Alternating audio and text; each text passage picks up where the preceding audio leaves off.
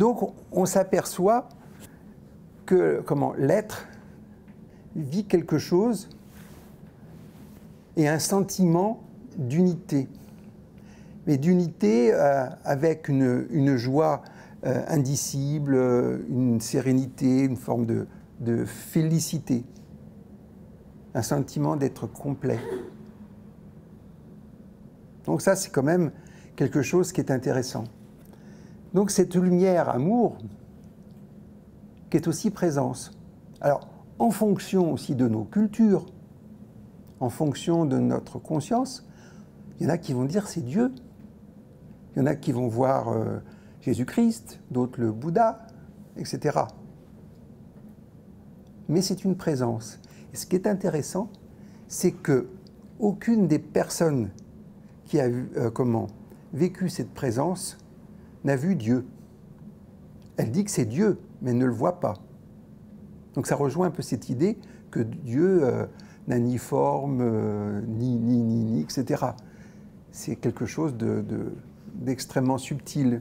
Mais pourtant, ils sentent cette présence, ce bienfait de cette présence, que des fois on peut sentir aussi en méditation dans notre cœur. Et puis, des fois, cette présence leur parle.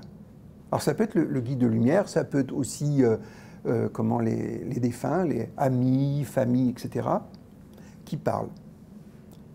Puis on dit, mais ils parlent sans mots, parce qu'il n'y a pas de langue, il n'y a pas de bouche. Donc il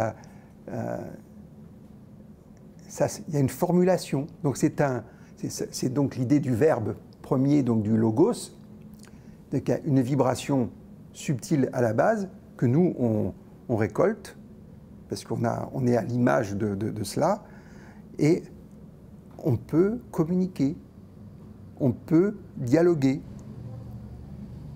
Alors des fois, souvent, vous savez qu'on a parlé qu'à un moment donné, là encore je ne développerai pas cette fois-ci, mais il y a un bilan de notre vie, la vie que nous avons passée. Alors il y en a qui le vivent, mais ça c'est plutôt ce qu'on vit quand il n'y a pas de retour. C'est quand on passe vraiment de l'autre côté, mais c'est possible. On voit toute notre vie, alors dans un sens ou dans un autre, hein, ça n'a pas d'importance, ou des fois sur les aspects très importants de notre vie, et on observe. Et puis, à un moment donné, on avait vu la dernière fois que on va auprès d'un conseil de sages, voilà, et on va regarder un peu le contrat de vie qu'on avait établi, et qu'est-ce qu'on en a fait, qu'est-ce qu'il en est, voilà, pour faire un bilan. Ce n'est pas un jugement, très intéressant.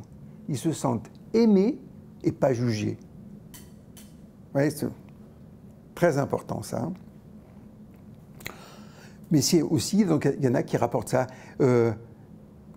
Comment as-tu aimé? Comment as-tu aimé les autres? Qu'as-tu fait pour les autres? Et on s'aperçoit que là, ce qui est le plus important, c'est pas tellement ce qu'on a fait, c'est la manière dont on a fait. C'est l'intention qu'on met dedans. Avec cette dimension d'amour. Alors, je pense que ça doit être assez vaste. Aussi, ce qui se passe, c'est que pour certains, ils ont accès à la connaissance, avec un grand C, hein, à tout. Alors ils sont frustrés, parce que quand ils reviennent, ils oublient. C'est-à-dire que quand ils rentrent, alors pas tout hein, quand même, mais en majorité, ils ont l'impression qu'ils pouvaient tout connaître. Donc ils ont accès au mental universel, à l'intelligence universelle. Et donc, ils comprennent des choses, ils comprennent le cosmos, ils comprennent la vie, ils comprennent la création, tout ce qu'ils veulent, c'est possible. Alors c'est intéressant parce que, par exemple, je me rappelle un neurologue, un chirurgien, un neurologue, qui lui, quand il passe de l'autre côté, il voit plutôt des sphères, des objets, on va dire, de lumière, plus que des êtres, voyez, parce que ça correspond plus à son mode scientifique, à son approche. Donc il va parler de dimensions, voilà. Chacun traduit, C'est ça l'idée. On entend quelque chose et on le traduit avec ce que nous sommes, avec notre culture, avec notre expérience, ce qui est normal. Et ce qu'il faut comprendre, c'est que les êtres de lumière s'adaptent à nous. C'est normal. Donc il y a cette connaissance universelle, une compréhension, donc, mais aussi, certains parlent de la compréhension des mécanismes psychologiques. On comprend le pourquoi, du comment ça se goupille. Donc il y a aussi une plus grande compréhension, mais une plus grande lucidité. Et c'est ce que l'on a quand on sort de méditation. Des fois, on est tranquille. On a pu avoir un problème avant. Si on a réussi à s'en abstraire, d'un seul coup, paf, on voit, on sait quoi faire. On comprend mieux. Mais les gens, quand ils reviennent avec ça, avec le souvenir de cette capacité. Donc je peux vous dire que la plupart sont motivés pour faire une recherche dite spirituelle. Ça change tout. Le matérialisme est moins important. C'est pas qu'il est écarté, mais il n'a pas l'importance première. Parce que l'être est plus important que l'avoir. Là, c'est clair, ça, là, c'est de la philosophie, ce que je viens de dire. Mais eux, ils le vivent comme ça. Et puis, ils ont vécu, de l'autre côté, un sentiment de liberté. Mais total. Ils la veulent, hein, ici. Et c'est ce que dans les voies, on appelle la libération. Ou le libéré vivant. Jivamukti, vous voyez. C'est-à-dire, à la fois, on est incarné et on est libre. Formidable. En plus, qu'est-ce qu'ils ressentent? Ils se sont sentis aimés, mais alors totalement, comme ils sont, sans restriction. Attendez, là, ils se sont sentis totalement régénérés, reconnus, acceptés, aimés comme jamais ils l'ont été. Donc c'est pour ça que je vous dis ça, cette expérience-là, elle est fondatrice. Quand ils reviennent avec ce sentiment, ce parfum qui reste en eux, ils vivent autrement. Ils vont vivre autrement parce qu'ils savent qu'à un certain niveau, ils sont aimés. Alors que nous, comme on fait, on aime, c'est un peu partiel, c'est un peu sous condition. C'est pour ça qu'on dit aimer sans condition. Mais c'est pas facile, hein, en tant qu'être humain, d'aimer comme ça, parce qu'on veut être aimé. Là encore, le sentiment, comme c'est un sentiment de vie, on va vers les autres, on va vers la vie. Alors que quand on n'est pas bien, on va vers soi-même. Je ne suis pas compris, je ne suis pas aimé. Vous voyez ce que je veux dire? On ne m'aime pas. Voilà, en gros, je cherche à être aimé. Ah, ça ne marche pas comme ça. Il faut ouvrir la pompe là, du cœur, la pompe à amour, et puis il faut y aller, il faut en balancer autant qu'on peut tout autour. Et puis je peux vous dire, il y a des retours, quoi. C'est pas... Mais vous ne les cherchez pas, puisque vous avez une source infinie d'amour en vous. Vous n'allez pas quémander aime-moi s'il te plaît un petit peu comme ça. non mais voilà. Bon mais non mais attends, apparemment t'en manques. Hein. Allez vas-y, hop, pof.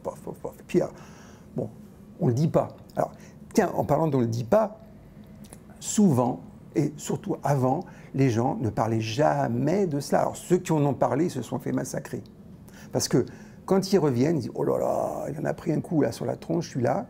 Voilà, non, il va pas bien. Hein. Vraiment, il parle de trucs de l'autre côté, d'anges, de défunts, d'amour. Oh là là, il en a pris un coup sur la tête. Hein. Là, c'est clair. Donc, attendez, c'est un truc qui est en vous, qui est précieux. C'est intime en même temps, c'est du sacré. Alors vous comprenez pourquoi la petite fille de 6 ans n'en a parlé qu'à 30 ans. Parce que aussi, il faut le dire, alors là je vous parle d'une manière un peu idéale. C'est pas toujours aussi facile que ça. Il y a aussi des retours qui sont un peu tumultueux, puis il faut intégrer. Je veux dire, quelqu'un qui fait une démarche spirituelle, qui vit ça, ben, il reconnaît. Il dit, ouais, c'est bon, alors c'est vraiment super. Donc il n'y a pas besoin de faire une EMI pour le vivre, parce qu'on le fait en douceur, gentiment, graduellement, et puis voilà, la conscience voilà, s'approfondit, il y a une expansion de conscience, donc voilà, tout est, là c'est facile. Eux, c'est bam, d'un seul coup, oh, vous imaginez, celui qui s'est suicidé, ou qui a cherché à se suicider, d'un seul coup, là, il découvre ça, puis qui se dit, mais attends, mais la vie est belle, la vie a un sens, en plus. Alors, il faut intégrer. Alors, c'est là qu'il ne faut pas hésiter, les personnes qui vivent ça, il faut les encourager à parler à des personnes un peu éveillées spirituellement, ou tout simplement à des psychologues. Il y a un accompagnement à faire. Et on dit que pour intégrer une EMI, il faut 6 à 7 ans, à peu près. Donc c'est pas rien. Hein.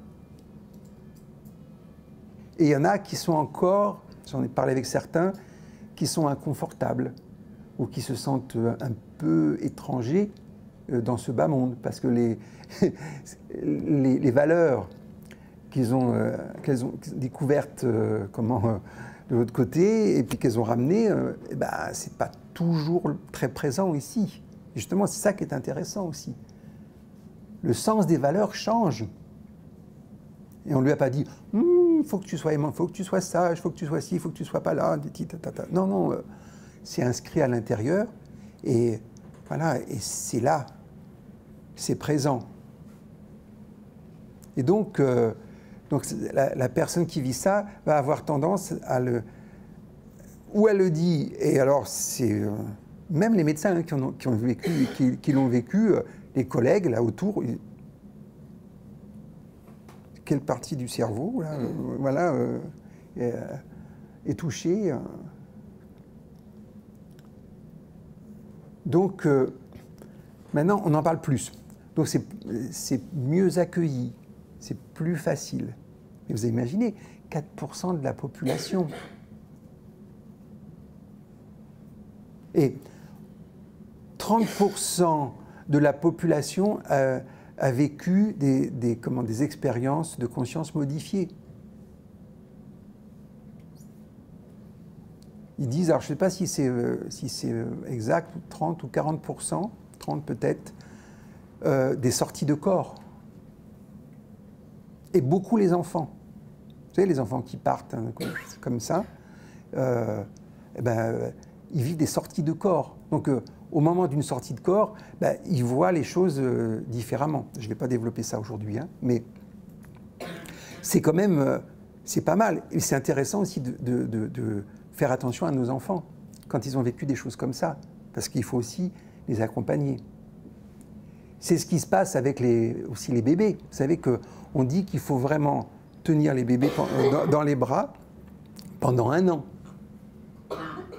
Parce qu'ils ne sont pas encore là vraiment entièrement. Ils sont un peu de l'autre côté, un peu ici. Donc ils ont besoin du contact.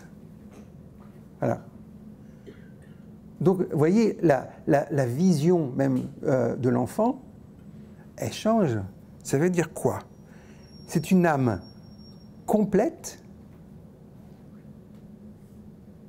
on va dire adulte, qui est en train d'essayer de se faire une petite place dans un corps, voilà, et de l'habiter, et de le faire sien, d'intégrer sa personnalité, voilà, voilà. Et donc, c'est une question de maturité. Donc, même la relation qu'on peut avoir avec l'enfant, nos enfants, elle est différente. Parce que si vous reconnaissez que le bébé il a totalement besoin de nous, hein, sinon il ne survit pas, ça c'est clair, mais qu'en même temps c'est un être total, complet qui est là. Et donc quand vous faites une relation de cœur à cœur avec votre enfant, c'est totalement différent parce qu'il y a une reconnaissance. Alors l'amour, heureusement c'est facile avec les bébés, hein, on aime. Mais aimons encore plus en profondeur, qui fait qu'il y a cette reconnaissance naturelle de l'être, qui permet un épanouissement extraordinaire de la personnalité. Avec toutes les petites histoires que nous avons décidé d'avoir, que l'enfant a décidé d'avoir durant cette vie, parce que c'est une vie d'expérience et une vie d'évolution. On est là, c'est une grande école, la Terre, pour l'évolution.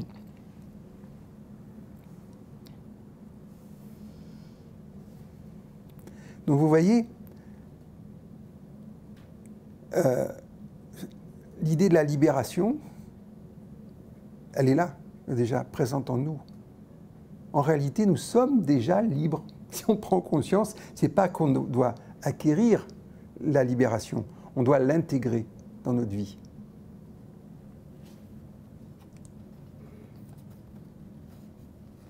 Alors, j'avais mis à la fin de la page, on se trouve aimé comme jamais on ne l'a été. Ça, c'est des expériences qu'on peut vivre ici. Et alors, il y a une nostalgie, je ne vous dis pas. Ceux qui ont vécu ça, ils ont une nostalgie, mais sauf qu'ils n'ont pas envie de mourir. Vous voyez, ils sont contents d'être là, mais ils ont une nostalgie. Et cette nostalgie, c'est génial parce que ça donne une aspiration, ça donne un but à la vie qui est vraiment extraordinaire. Ça donne un sens à la vie qui est extraordinaire.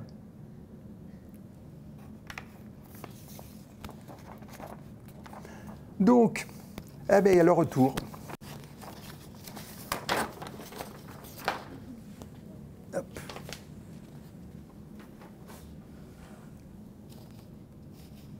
Alors, il y a deux aspects, hein, j'ai marqué là, sur ma feuille, il y a deux aspects.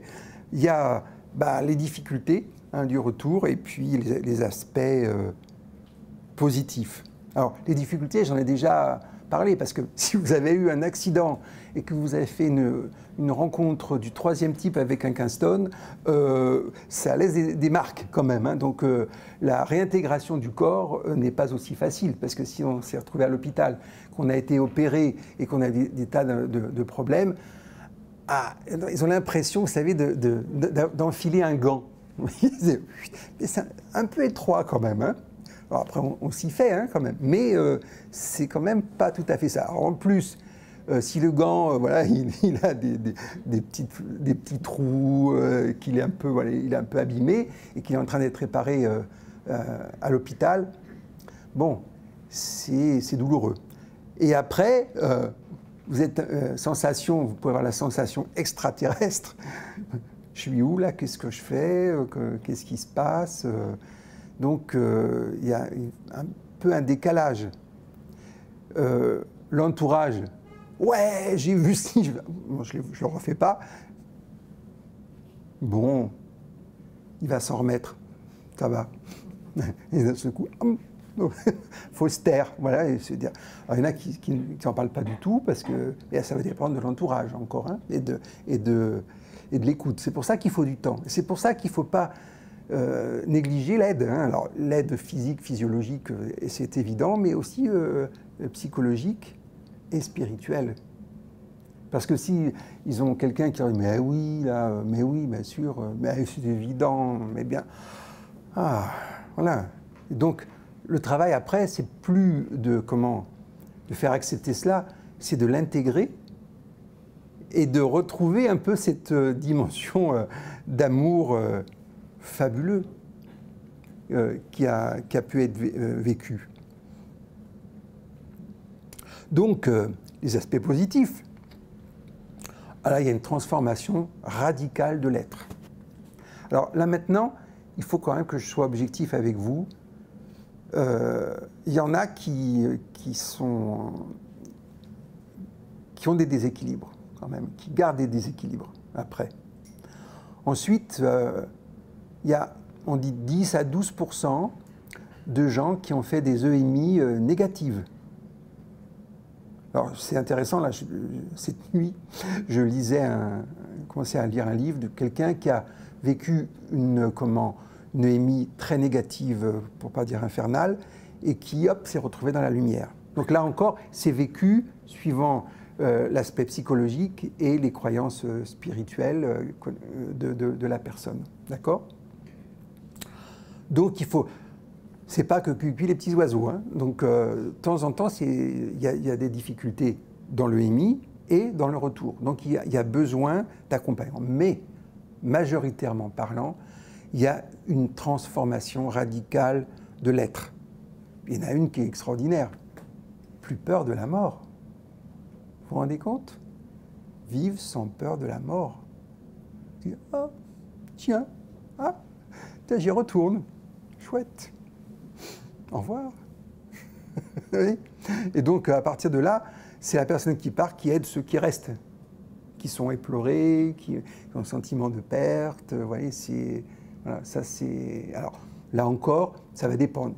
Il y en a, j'ai pu observer ça dans les 40 dernières années, il y en a qui partent, notamment ceux qui méditent comme des fusées, et qui vont dans des dimensions de lumière. Et ça, c'est bon.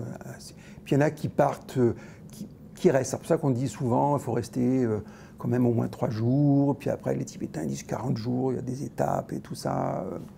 Bon, ça on en parlera de ces choses-là quand je parlerai des dimensions. Parce qu'il y a dimension spirituelle, dimension astrale, base astrale, tout ça, tout ce que les projections qu'on peut faire aussi, les créations qu'on peut faire. Bon, avec notre esprit, on a un esprit créateur, créatif. Donc, je ne sais plus ce que je disais. Qu'est-ce que je disais juste avant de faire une digression? Des expériences difficiles. Ah oui, des expériences difficiles, c'est ça. Hein. Donc, il faut de l'accompagnement. Voilà. Mais de base, il y a quand même une plus grande lucidité. Et aussi, comme on a touché quelque chose qui a permis de connaître et de comprendre, on peut mieux analyser. Mais là encore, analyser comment? Si vous êtes là-haut, alors des fois il y a des traumatismes cérébraux qui fait que les gens, ils ont quand même une déficience. Ah ben non, là c'est là qu'il faut aller vers le cœur et avoir la lucidité du cœur et permettre ce que j'appelle le cœur, le grand intégrateur, le cœur spirituel est intégrateur et il faut lui permettre de fonctionner. Parce qu'il y a des gens qui ont eu des traumatismes cérébraux et malheureusement, quand le cérébral est touché, quand le cognitif est touché, il peut y avoir des désordres psychologiques, émotionnels, de comportement. Et là, la conscience, elle est altérée. Alors, on le voit d'ailleurs chez les personnes âgées avec Alzheimer ou vraiment qui perdent un peu trop de neurones. Quand ils rentrent, quand ils ont eu l'habitude d'aller vers le cœur, ça ne pose pas de problème. Puis après, si on regarde un peu de manière un peu plus précise, parce que je peux voir, c'est que oui, le corps, la personne, elle n'est plus trop là, ou elle est là de manière bizarre. Mais l'être de lumière, il est toujours là. Et souvent, ils ont déjà commencé, alors c'est un peu étonnant, mais cette fameuse décorporation, elle a débuté. Alors, c'est un peu bizarre, c'est-à-dire que la personne est toujours vivante, puis elle n'est plus là. Bon, vous voyez, c'est assez commun, ça, comme chose. Sauf que là encore, tout a du sens et il y a un travail de purification, d'illumination qui se fait pendant ce temps-là. Et c'est l'âme qui a décidé cela. Donc c'est là où on parle, vous savez, ce fameux cordon d'argent, ce lien entre l'âme et le corps et la personne.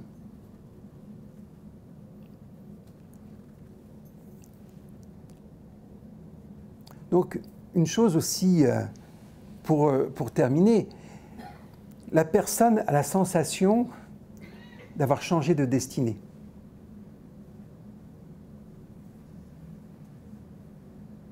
Alors que moi, je pense en réalité que l'EMI était prévu et que c'était, quelque part, entre guillemets, une chance pour la personne pour toucher de manière un peu rapide et tonitruante par moments, cette autre dimension de l'être qu'elle ramène là.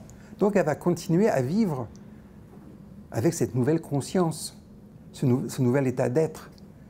Et son rapport à la vie et aux autres surtout va être totalement différent. Et on trouve beaucoup de ces personnes qui ont envie de servir, d'aider, qui veulent être des thérapeutes, vous voyez, qui sont intéressés, qui s'impliquent dans le spirituel, dans la communauté aussi, parce que c'est automatiquement dépourvu d'égocentrisme.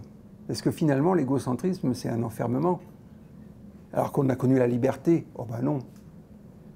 Donc si vous vivez avec ce sentiment de liberté intérieure, ben vous vivez bien, puis vous vous intéressez à ce qui se passe autour de vous, dans votre famille, dans votre société, avec vos collègues. Normal, vous êtes nourri intérieurement, donc vous pouvez donner. Votre rapport est complètement différent.